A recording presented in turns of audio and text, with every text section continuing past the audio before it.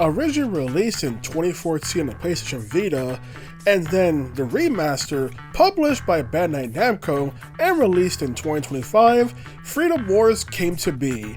A sci-fi hunting game, hunting as in the similar fashion to the Monster Hunter franchise that I will explain later. This game getting a remaster out of nowhere was incredibly baffling, especially since the Vita version did do extremely well, but Sony just didn't do anything with the IP despite the success.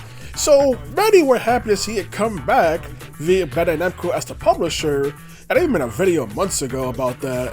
So that was super cool to see. And Bandai Namco also published other first-party Sony titles as well, but that's a whole separate topic with this. The main premise is that in the far future, resources are incredibly scarce, with citizens living in locales referred to as on high, but the majority of people, deemed sinners, live in Panopticons treated as criminals. Because resources are so scarce, the act of being born punishes the individual with 1 million year-long sentence, but they can reduce it by doing actions for the Panopticons, which includes stuff such as getting resources or fighting off other Panopticons that are trying to steal resources from each other, since everything is so limited and people are working in order to reduce their prison sentence. But on top of that is also the fact that when you start, you immediately get amnesia and get met with this mysterious girl named Ares, who says that this person named Simeon wishes to meet you someday, but now is not the time, asking about the Great Transformation coming forth. And after getting amnesia, your sentence is reset back to 1 million.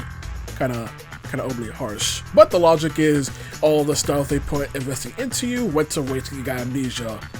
Dicks. So, on top of that, you also later meet this mysterious woman who was locked up and try to figure out why is she locked up, what's a Great Transformation, who is this Ares and Simeon keep talking to you, while also handling the stuff with the Panopticon, where rival Panopticons are trying to steal resources from yours while you're trying to reduce your prison sentence. Now, despite the fact that that sounds like a lot, it really isn't. Honestly, there's just not much to this game's main narrative, because this game was originally written with a sequel in mind. So just take a note that Freedom Wars was a setup to a much larger narrative, and you can feel that because there are threads that the game is building up to it constantly, and you do get some payoff, but it may not feel as satisfactory as it really should, because more stuff's going to be built onto it in a sequel that to this day has not happened. But maybe if this remaster does well, maybe Namco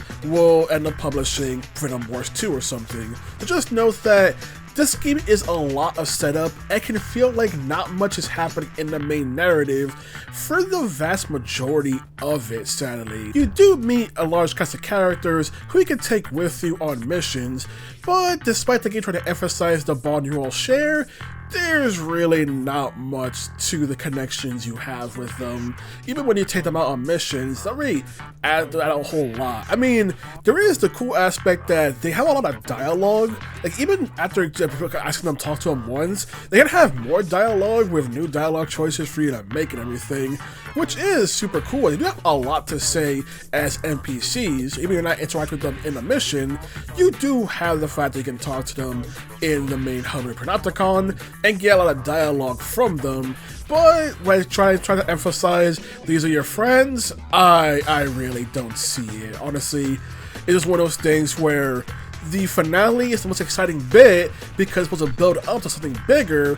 We never got that bigger thing, so there will be questions that are left unanswered as a result, and it may feel like all the build-up and hype basically had little payoff because there's supposed to be a sequel to build on it. Overall, the main narrative is just passable. It's not bad or anything, but it's not anything that'll keep you really excited except for the game's finale where they hint at something bigger going on, and that could have been really cool to see, but since we don't have it, all we have is just a finale that has a cool idea, it could lead something cooler, but we don't have the full payoff of what it should be. Now for the gameplay. First, I'll talk about the gameplay in the Panopticon, where because you're a sinner, there are many penalties and stuff to try and get removed. Specifically, with entitlement points. Entitlement points are stuff you gain from donating resources you get from missions, but also doing missions, and there are entitlements you need to claim in order to do even the most basic thing, whether it be actually be able to lay down to sleep, run for more than 5 seconds, talk to people of the opposite gender, stand around for no reason, talk to the accessories who will penalize you because you're distracting them from their job and everything.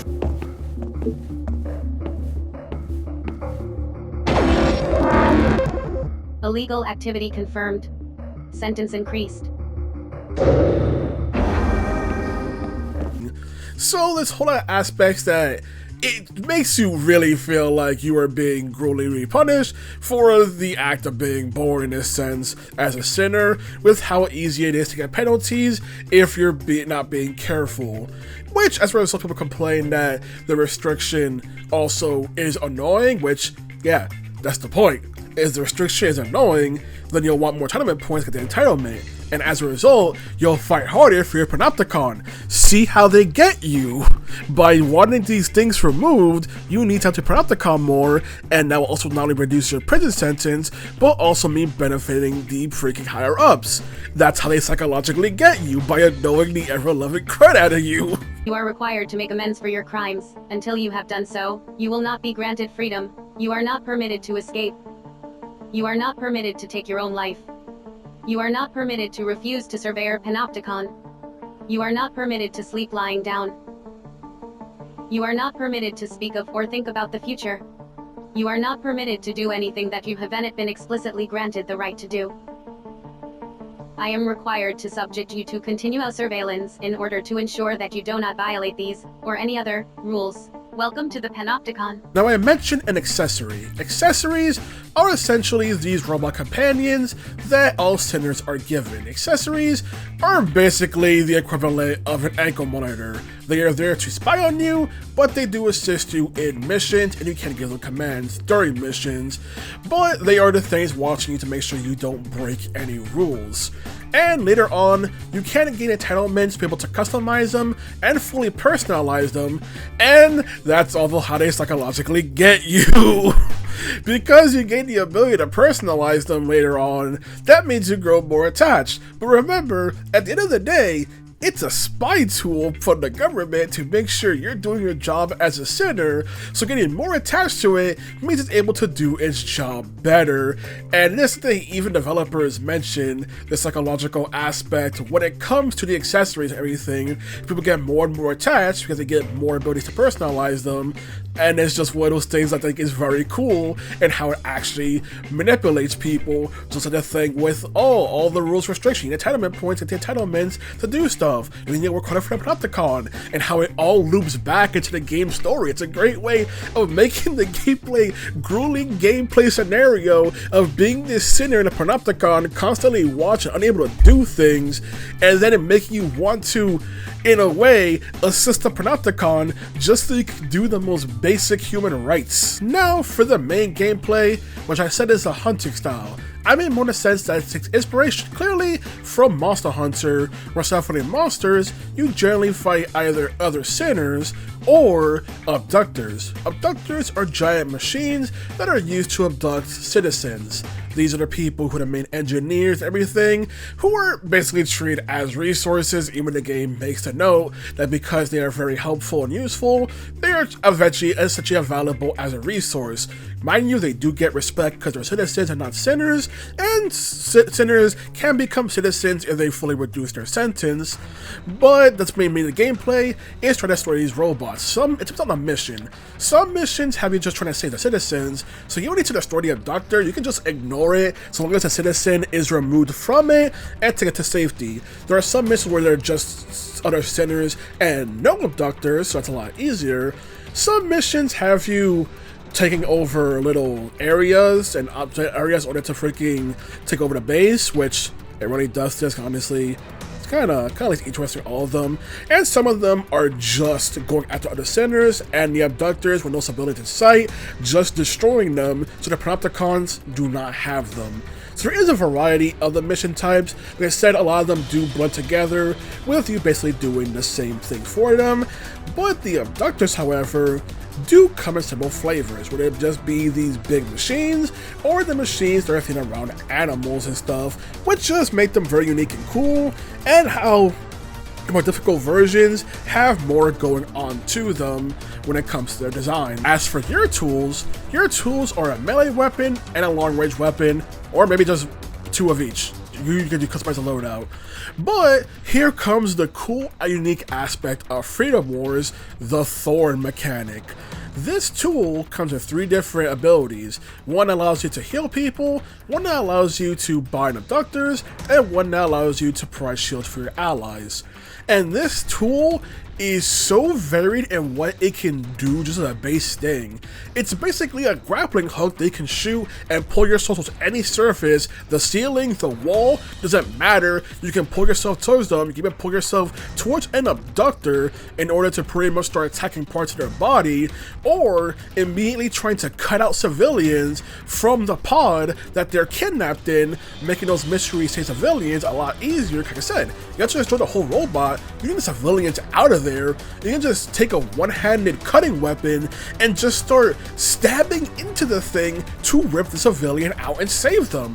You also have the fact that with this tool, you can also revive your allies from a distance, which is much faster to do than having to run over there and revive them manually, which locks you into like a 2-second animation reviving them that can be interrupted.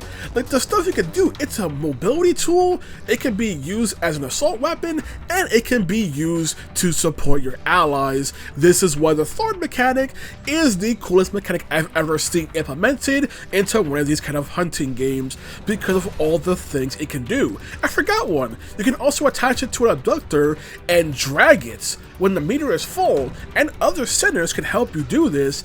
It will actually allow you to pull the thing down, temporarily stunning it. Now it does become more difficult to do each time you do it on an abductor, but the fact that this is a tool you can use is freaking cool. So maybe you don't want the biting aspect, you gotta use it. You can just drag the thing and pull it down. For single player wise, you do have the ability to pretty much give commands to the NPCs to pretty much follow your orders, and the accessory, you do eventually get the ability to customize commands for it, which no matter what, accessory is always with you.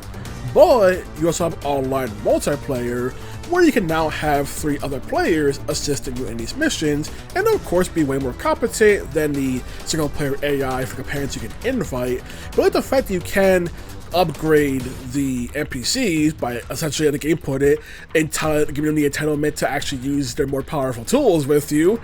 Okay, Panopticon, don't get why that one's they have to buy.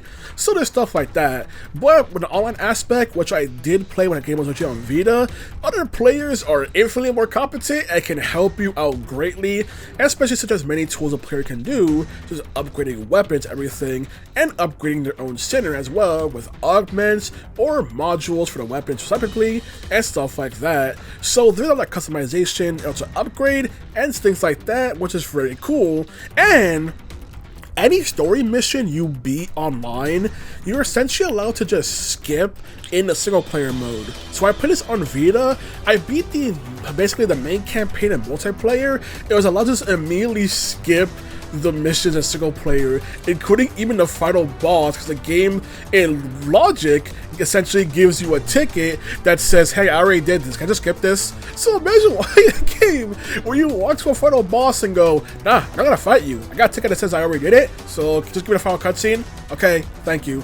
And just you can just do that with the multiplayer mode. There's also PvP and a PvP aspect with the Panopticons, where in this version they're solely based off of locations in Japan. In the original, it was worldwide locales, but now it's just solely based on Japan, which people complain about. And also, of course, the most dominant one will be the one people join the most, which will be Tokyo. Just for the sake of being different, I picked my save file Okinawa, and it's ranked 18th. Crap. Another cool thing of Freedom Wars is also the customization with your character and accessory, with the clothing, which It's not a complicated system, and you can't mix and match different outfit sets. It's a pick one whole entire set, but you can customize it greatly with the colors, with stickers, and stuff like that. And what are not the craziest outfits, it's just the fact that the game has a cool way of making yourself stand out and personalize yourself, especially since by default, you basically just wear this white suit-like outfit for the beginning of the game, and they can make customize that thing's colors to be different, and then later customize it for accessory. You get the ability later to even name your accessory, because that's how they get you, making you personalize and go attach this to your spy device. So there is stuff like that just I want to mention because it is something to look forward to whenever you increase your Sinner rank within the Panopticon, with you getting announcements from the Panopticon's little mascot, which basically even the developers effectively refer to as it's basically the equivalent of a VTuber, as they put it, because they consider it, I believe it was like a propaganda mascot, because that's essentially what it's doing and trying to convince you and talk all happy and sweet to you to do most of Panopticon, and what it's saying is kind of effed up, but that's kind of effed up because it still treats you like sinner a little lower than dirt. But it's one of those things where I've seen other games do that kind of thing where they just have this more adorable little mascot be the main thing that talks to you, and it's basically telling you, hey, go do this or this thing. It may not be messed up, but hey, it's not to be appealing, so it gets your attention. 1. Oh, and if your sentence resets to 1,000,000 years. Okay with you?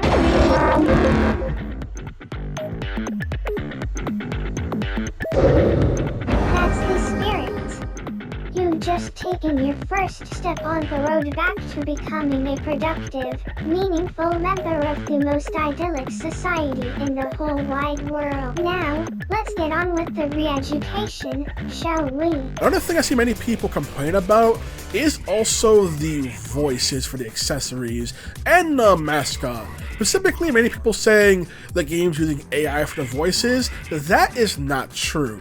The game uses text-to-speech for the voices, with several actors having their voices made to be applicable to a text-to-speech function. Because again, these things are not supposed to be like humans. They are the spy devices that only serve the purpose of doing these functions. So they can even also say words wrong because of the text-to-speech and how they talk. That's the whole point of their system. They're a robot, not meant to be human-like, just human enough. Just human enough in design, not fully human.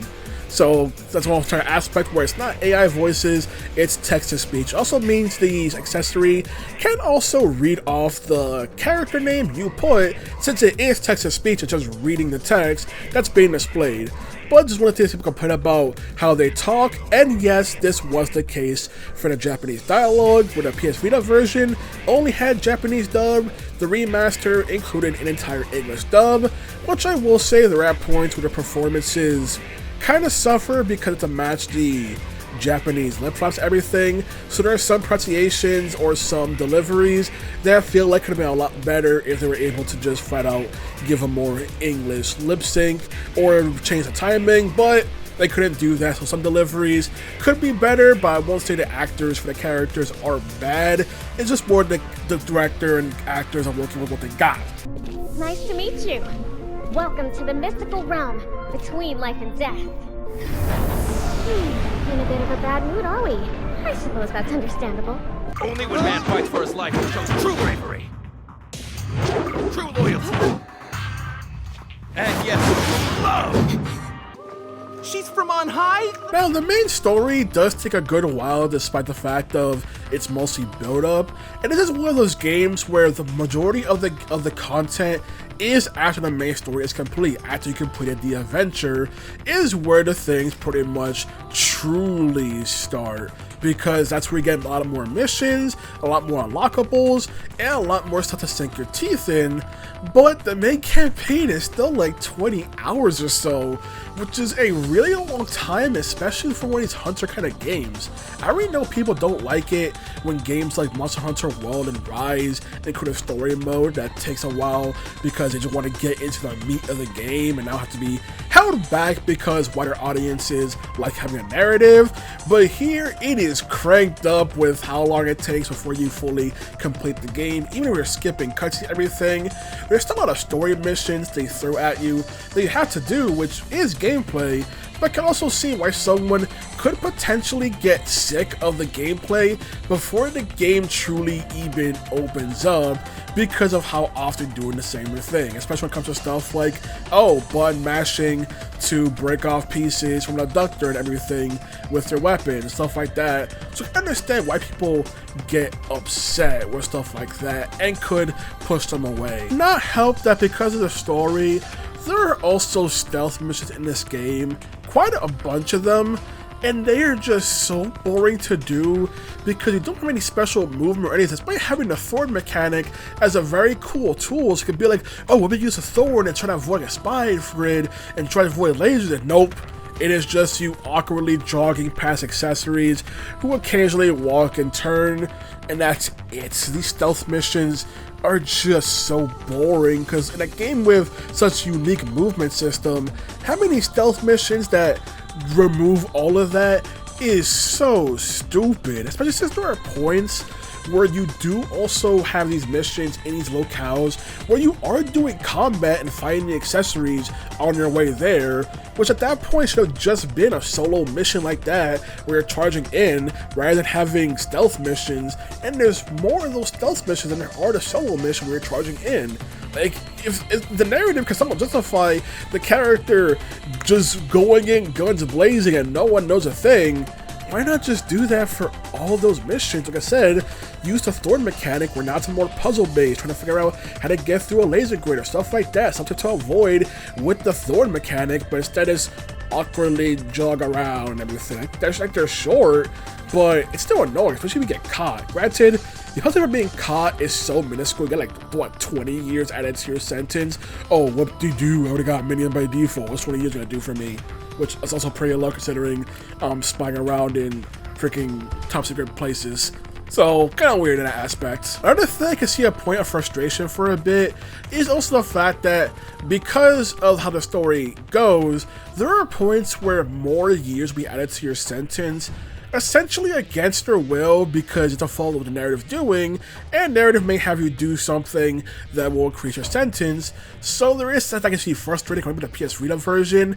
I managed to essentially become free before beating the game, and just to have my prison sentence increase after already being a free citizen is like, why are you doing this to me? Why are you doing this to me? Listen, Natalia, go easy on the kid, will you?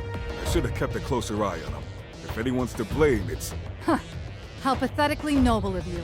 Well, if you're that keen to share the blame, I'll be only too happy to extend your sentence too. Gotta mention the text, and for the most part, the text of this game is pretty well done. I can read the menus proper and everything. Oh, I'm getting through the menus themselves. Can't take a bit getting used to where things are placed, when the fact that some menus require talking to the accessory only in the cell, or going to the screen, or going to your pause menu. The text itself, it's relatively well, especially since when you're talking to people, there'll be a brief, a very opaque but good enough black background for the text so it stands out when you're talking to people, which is very good, even in cutscenes. However, when it's the big budget cutscenes with the full animation, it's just white text with no outline and no background that gets immediately lost with the stuff going on screen. So those cutscenes in particular could have used something to make the text stand out, because otherwise they get lost with everything else in the game. It's generally done so well when it comes to the text, especially like I mentioned, casual conversations, those mini cutscenes, those are cutscenes. You can see a little background, but the big budget cutscenes is where it drops. Especially since in the game, like I said, you can play with the Japanese dialogue, so you really need the text be readable if someone's playing the game with the Japanese dub. Overall, I really like Freedom Wars back on Vita, and I really like it here, which was some improvements.